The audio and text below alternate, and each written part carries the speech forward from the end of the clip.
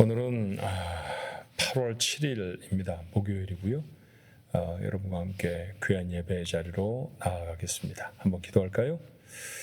저희를 사랑하시는 하나님 아버지, 오늘도 새날을 주셔서 감사합니다.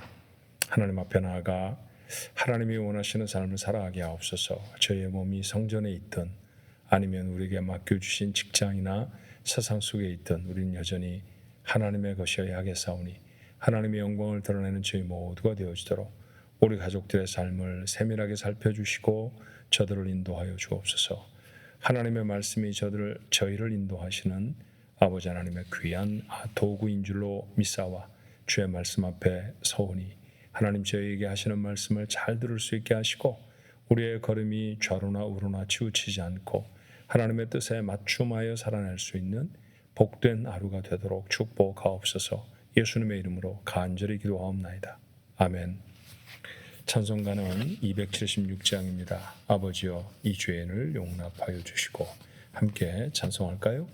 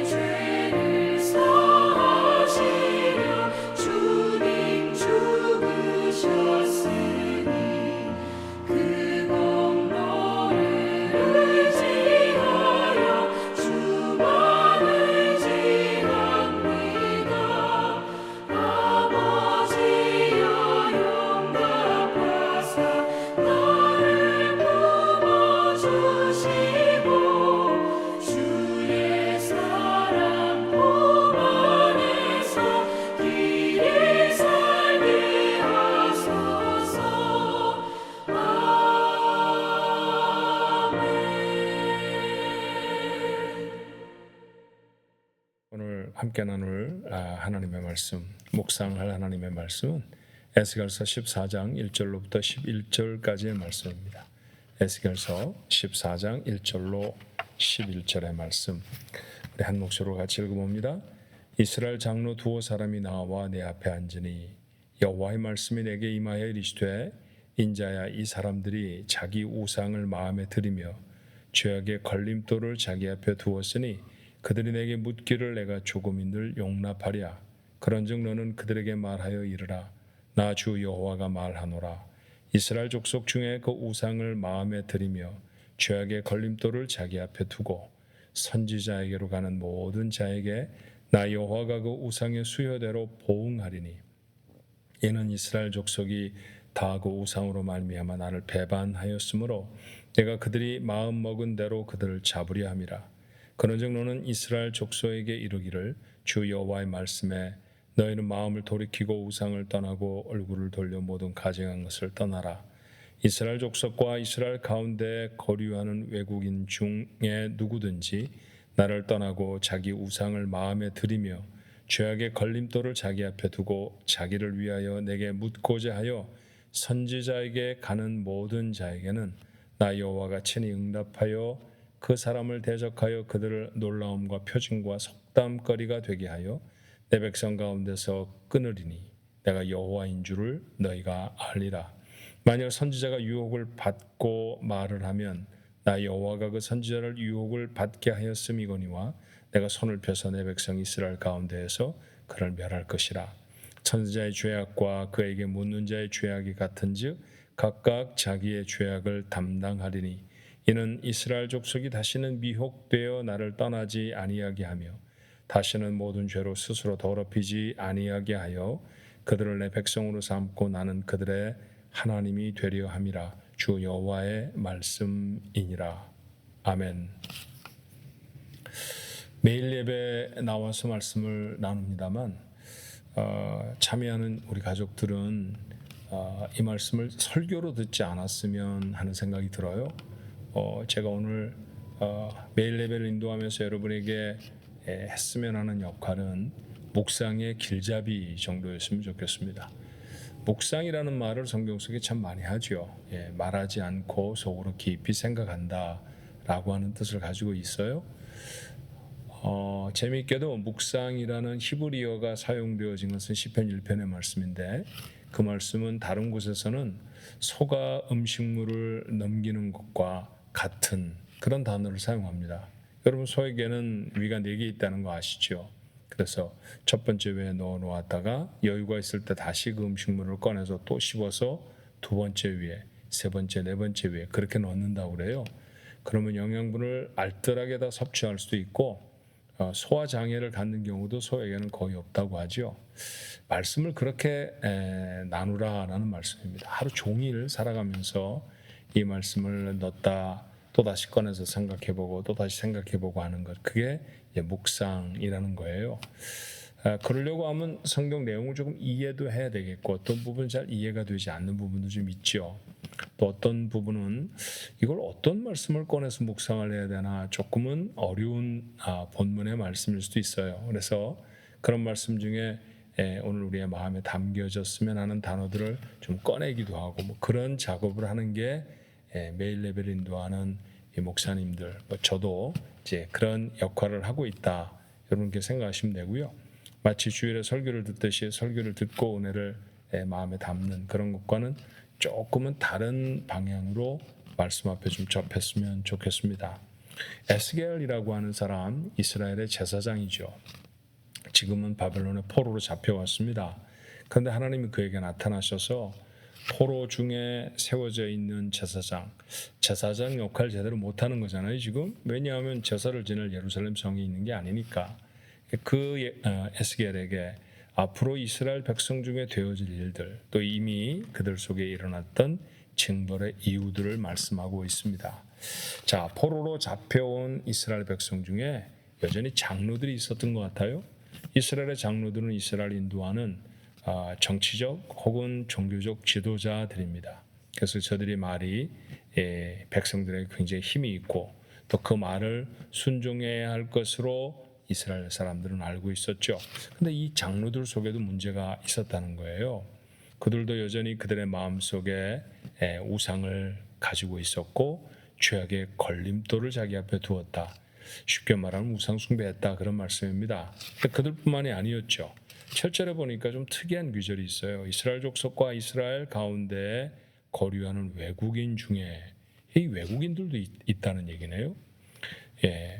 유대인 중에 외국인이 있을 수 있는 가능성이 뭐가 있을까? 우선 첫 번째는 지금 현재 우리 에스겔서를 나누고 있는 상황을 생각해 보면 그들이 포로로 잡혀가 있으니까요. 어떤 곳에 가면 이렇게 혼인의 관계들이 좀 생기지 않겠습니까? 그래서 이스라엘의 아들들이 바벨론의 딸들을 아내로 삼을 수도 있고요. 또 바벨론의 남자들에게 이스라엘의 딸들이 시집을 갈 수도 있을 거예요. 그렇게 혼인으로 관계해지면 그들 중에 마음이 원하는 사람들은 하나님을 섬기는 사람들로 그렇게 들어올 수 있죠. 유대 교인으로 쉽게 말하면 개종할 수도 있었을 거예요. 그런 사람들이 들어와서 유대인들 속에 있었으니까 그들이 아마 오늘 지칭하는 외국인들이라고 할 수도 있을 거고요. 또 실제는 이스라엘 백성들은 출애굽할 때부터 혈통적인 유대인들만 출애굽한 것은 아니죠. 수단 잡족이라고 출애굽에 표현되어 있는 대로 하나님이 그들 속에 베푸신 놀라운 기적과 이적, 또 그들을 보호하시고 인도하시는 선하고 좋으신 모습 때문에 그 하나님 나도 섬길래, 나도 그 백성 됐으면 좋겠어 하고 따라 나선 사람들이 많았답니다. 그래서 유대인들은 사실 혈통적으로 우리 한국 사람처럼 무슨 이렇게 거의 다 브라운 아이즈, 그 다음에 블랙 컬러의 그 헤어를 갖고 있는 그런 사람들은 아니에요. 그러니까 그들 속에 여러 종류의 외국인들이 들어와 있었을 거다라는 얘기예요. 자, 그러니까 외국인이건 유대인이건 할 것 없이라고 하는 말씀이 오늘 본문에 아마 배경이 될 겁니다. 모든 사람을 다 대상으로 하는 것이죠. 첫 번째로 하나님이 그들에게 하시는 것은 그들의 죄를 지적하세요. 말씀드렸죠. 2절의 말씀에 보니까 이 사람들이 자기 우상을 마음에 들였다. 죄악의 걸림돌을 자기 앞에 두었다. 우상을 섬겼다라고 하는 것에 다름이 아닙니다. 근데 우상이 바깥에만 있는 게 아니라 마음속에 있다는 것이죠. 하나님보다 더 중하게 여기는 것이 우상이라고 하면 하나님보다 더 중하게 여기는 것이 마음속에 있었다는 거죠. 그리고 그것을 다르게 표현을 어떻게 하느냐 하면 죄악의 걸림돌이 된다, 그렇게 표현했어요. 이건 굉장히 중요한 교훈이 아닌가 싶어요. 만약 우리가 하나님 말고 다른 것이 우리의 마음에 하나님보다 관심을 더 끌게 되면 그 죄악에 빠질 수 있는 큰 요소가 됩니다. 그냥 놔두면 중립적인 가치일 수 있는데 그것이 하나님의 자리를 대신하면 그것은 우리에게 죄악의 걸림돌이 될 수도 있다라고 하는 사실은 조금 마음에 새겨봐야 하죠. 근데 돈과 같은 게 그렇지 않나요? 돈은 본질적으로 나쁜 것은 아닙니다. 돈이 있어서 사람들이 유통이 편리하게 되어지고요. 그 다음에 부를 축적하는 데도 효과적일 수 있죠. 여러 가지 순기능이 있음에도 불구하고 그 돈은 쉽게 하나님의 자리를 대신해 버립니다. 하나님의 자리를 대신해 버리는 돈은 언제나 죄악의 걸림돌이 된다라고 하는 사실 여러분 잊지 않아야 하죠. 그렇죠? 어떤 사람을 사랑하는 것은 대단히 중요한 일입니다. 사람 사랑하는 게 좋죠. 그런데 그 사랑하는 대상이 하나님의 자리를 대신하게 되어지면 그때는 상당히 큰 문제가 될 수도 있어요. 자, 그때는 집착이 되어질 수도 있고 문제가 그 가운데 여러 가지 다양한 종류의 감정적인 문제들을 유발할 수도 있다라고 하는 사실을 우리가 놓치지 않아야 할 것 같아요. 이와 같이 그들의 마음속에 하나님 말고 다른 것들을 섬기는 사람도 있었다라는 얘기죠. 거짓 선지자들에게 그러니 가서 물었다라는 얘기예요. 4절의 말씀에 그런 말씀이 있죠. 여기 선지자라고 표현된 사람들은 사실은 앞서서 말하고 있는 거짓 선지자들입니다. 거짓된 선지자를 찾아가면 거짓된 예언을 듣게 되지 않겠어요? 그래서 하나님의 말씀이 아닙니다. 근데 그런 게 얼마나 사람을 두렵게 하고 불안하게 하고 힘들게 할 수 있겠습니까? 자, 그와 같은 모양으로 살아가는 사람들의 죄악을 지적하시죠. 자, 이렇게 죄를 지면 어떤 결과가 생길까요? 벌을 받습니다. 하나님이 2절의 말씀에 보니까 용납하지 않으실 것이다, 그렇게 말씀하셨고요. 8절의 말씀을 좀 표현해 보면 놀라움과 표징과 속담거리가 되게 하여, 이런 표현을 우리가 쉽게 그냥 우리 스스로 삶 속에서 나타나지는 현상으로 표현해 본다고 하면 부끄러움을 당하는 거죠. 하나님 떠난 백성들은 부끄러움을 당할 수가 있습니다. 자, 사실 포로로 잡혀온 사람들은 이 징벌을 목격한 사람들이잖아요. 하나님이 어떻게 이스라엘을 전쟁에 치게 하셨는지, 이제 앞으로 일어날 사건이겠습니다만 하나님이 어떻게 이스라엘 중에 세워졌던 예루살렘과 성전을 무너뜨리게 하셨는지, 자, 그리고 그렇게 흩어진 사람들은 자랑스러웠겠어요? 야, 우리가 바벨론에 이민 왔다 그랬겠습니까? 그러지 않죠.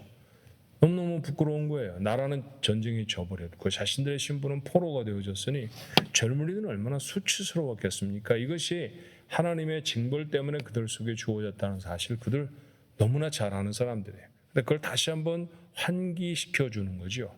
그러면 하나님 그들에게 무엇 때문에 이런 일이 생겼는지에 대한 이유를 밝히세요. 자, 오늘 말씀해 보니까 죄 때문이었다고 말씀하시죠.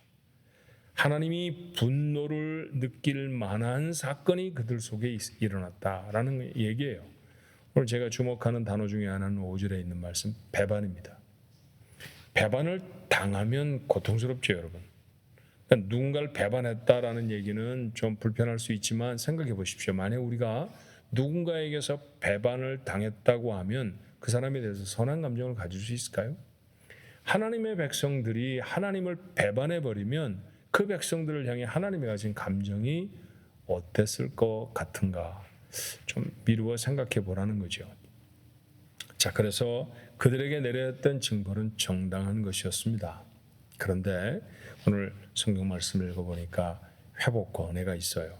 6절의 말씀에 보니까 권고하시는 말씀이 있습니다. 그런즉, 자, 이렇게 너에게 잘못해서 벌을 받았으니까 그런즉 너는 이스라엘 사람들에게 그 벌 받은 사람들에게 말하기를 주 여호와의 말씀에 너희는 마음을 돌이켜서 우상을 떠나고 얼굴을 돌려 모든 가증한 것을 떠나라. 이름은 은혜가 있는 거죠. 그죠? 종아리를 맞습니다. 요즘에야 뭐 차별하는 부모들이 많지 않지만 옛날에는 뭐 부모들이 종아리를 때리기도 하고 그랬잖아요. 성적을 잘못 받아와서 종아리를 맞습니다. 이거 엄마가 나를 이렇게 아프게 때린다라고 속상할 수 있지만 나중에 그 엄마가 그 아이를 다독다독거리면서 내가 너한테 이렇게 잘못한 것을 가르쳐 준 것은 앞으로 놀지 말고 너무 게임에 빠지지 말고 그리고 공부를 해야 된다는 사실을 너한테 깨우쳐 주려고 하는 거야 라고 하는 말씀을 한다고 하면 자신이 받았던 체벌이 사랑이라고 하는 사실을 알게 되죠. 자, 이스라엘 백성도 같은 마음이 아니었겠나 하는 생각이 듭니다. 그들은 지금 어려움을 당하고 있지만 그 어려움이 돌아오라고 하신 하나님의 메시지를 담고 있다는 것임을 알게 됐어요. 한 걸음 더 나아가죠. 회복을 약속하십니다. 11절의 말씀은 너무너무 큰 은혜의 말씀이에요. 이스라엘 족속이 다시는 미혹되어 나를 떠나지 아니하게 하며 다시는 모든 죄로 스스로 더럽히지 아니하게 하여 그들을 내 백성으로 삼고 나는 그들의 하나님이 되리어 함이라. 언약의 말씀입니다. 늘 언약, 하나님이 맺으시는 언약은요, 그 안에 표현이 조금 달라질 수는 있습니다만 이 말씀의 핵심이에요. 너희는 내 백성이 되고 나는 너희의 하나님이 되리라. 다시 한번 그 백성들에게 그런 약속의 말씀을 하시죠. 자, 이렇게 말씀을 읽었습니다. 이해도 했습니다. 이제 우리 마음에 어떻게 담아야 할까요? 시작을 나부터 한번 해볼까요? 오늘은 나는 내 것이 아닙니다. 네 인생은 네 거니까 네 맘대로 해. 뭐 이런 노래 가사들이 너무 유행하는 세상 속에 살아서 우리는 착각하기가 너무 쉽죠. 나는 내 것이 아닙니다. 나는 하나님의 것입니다. 하나님의 것이어야 더 고결하게 살아갈 수 있잖아요. 나보다도 하나님이 더 귀한 분인데 그 귀하신 분의 소유가 된다고 하는 것이 얼마나 귀한 인생을 살아갈 수 있는 가능성이 열리는 겁니까? 그러니까 뭐 소유권을 잃어버렸다든지 내가 뭐 노예냐 이런 불편한 생각이 우리는 사실은 들지를 않습니다. 나는 하나님의 것입니다. 그런데 하나님의 것인 내가 하나님이 아닌 다른 것들에 의해 쓰여지면 다른 것을 위해서 쓰여지면 이건 하나님이 분노하신다는 거죠. 그렇죠. 우상 숭배 행위는 지금도 우리를 유혹해요. 어떻게 유혹하나요? 하나님을 찬양하는 인생으로 살아야 하는데 세상 즐거움을 찬양하는 자로 살아갈 수 있죠. 저는 안 그렇습니다. 과연 그럴까요? 예를 들면 오늘 우리가 목요일이니까 한번 돌아보십시다. 지난 주일날 여러분들 교회로 모이셨잖아요. 성도들이 함께 모이셨을 때 무슨 얘기를 많이 하셨나요? 여러분의 삶 속에 이루어내신 하나님의 일들. 내가 하나님 앞에 나아가 너무너무 힘들었는데 이런 복을 주셨다고. 하나님의 말씀을 이렇게 지켰더니 하나님 나를 이렇게 도와주셨다고 그런 간증들이 더 많으셨나요? 여기에 여행을 가니까 너무 멋있었고 저런 걸 먹으니까 참 맛있었고 또 이런 즐거움이 나를 너무 기쁘게 했고 이런 세상 예가 더 많았나요? 어떻게 보면 우리는 우리 마음속에 하나님보다는 세상을 훨씬 더 많이 담고 살아가는 사람들입니다. 늘 부끄럽죠. 그래서 하나님 앞에 죄송스럽기도 해요. 자, 이 말씀을 전하고 있는 저도 오늘 제가 전하는 말씀에 예외는 아닙니다. 제 마음속에도 세상이 담길 때가 하나님보다 세상이 더 크게 담길 때가 훨씬 더 많아요. 자, 하나님의 뜻을 이룰 도구로 여러분이 살아갑니까? 아니면 그저 모으거나 아니면 세상이나 내 뜻을 이룰 도구로 무엇인가를 여러분의 삶에 담습니까? 뭐 돈도 그렇고 시간도 그렇고 재능도 그래요. 지식도 그렇고요.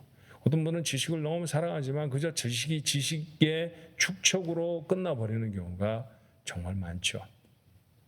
하나님이 내게 주신 것이라고 하면 모두가 다 하나님의 영광을 위해 쓰여져야 합니다. 다 헌금을 하자는 얘기가 아니라는 사실은 여러분 너무 잘 아시죠? 그렇게 다 헌금을 하는 건 하나님의 뜻도 사실은 아니에요.